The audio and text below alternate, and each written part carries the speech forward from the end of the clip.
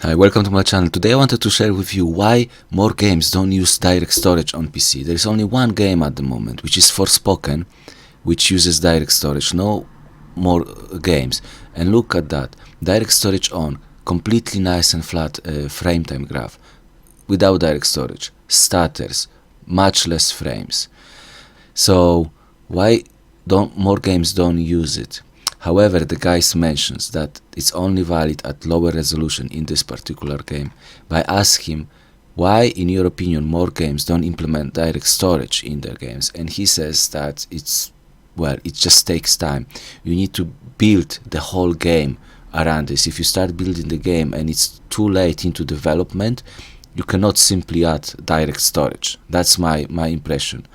It's very difficult to add it later. It's very expensive, and it's not developers' decision how they spend their time. It's publisher decision more than developers. Developers just work for a publisher, really, because that's who pays the money.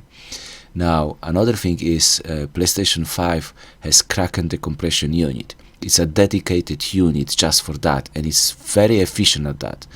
Nobody has exactly that.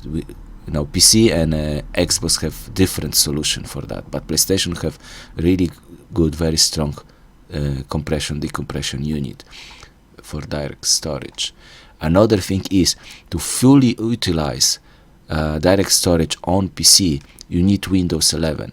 If you use Windows 10, it works at reduced speed due to legacy storage stack. But it's not just Windows, the whole hardware on PC needs to be brand new, and you need a full support of Direct X12 Ultimate, which is, it has quite requirement for CPU and GPU. If you have anything else, it will just work slower. And here these guys have a conversation about direct storage, and have a listen about the limitation. I just want to jump in though and say I have a friend who was at GDC and saw a presentation for direct storage, and the guy told me, from what I'm seeing, direct storage, if you're doing what the PS5 can do, which is streaming assets while you're playing, to use DirectX storage means you have to use the graphics card. So they're seeing a 20% hit in performance when you're streaming and rendering the game, and then there will be stuttering with the 20% lower performance. So if you want to remove stuttering, you might need to go to 30 or 40% performance hit, because, well, it's doing the work of a graphics card and an entire IO system, right? So like that may just be a thing on PC where they're like, you might need double the teraflops to make up for that.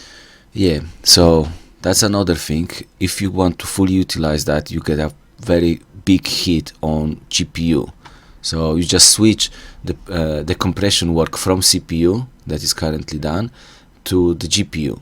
So that's not coming for free. You add the direct storage and it's just free performance. It's sometimes you gain, but not necessary. That's not guaranteed.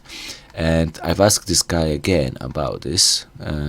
He's made some benchmarks. What are the GPU load during his test? And he says that the spikes are between 50 to 90%, but he has that's during load times, like in games, which doesn't matter, which I agree. But he also mentioned that during the data streaming, you still get hit by that.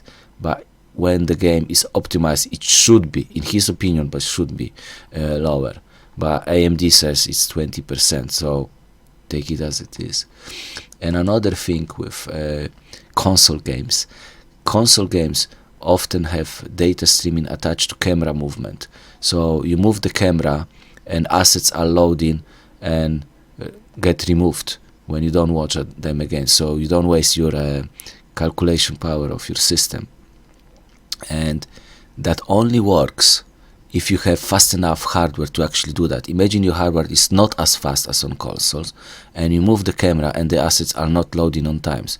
You have empty space for a moment and assets loading when you're watching already, just popping up. It would look horrible. It would be unplayable.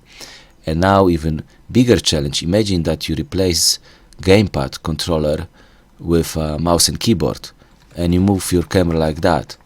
Then the whole thing, the whole console trick, how they do that, it's impossible anymore. And on PC you would need to have all the data around in your memory at all times. So that's the challenges I find out for direct storage on PC. But the good news is the games are coming. They are coming, and they will be using direct storage. But it's not free performance.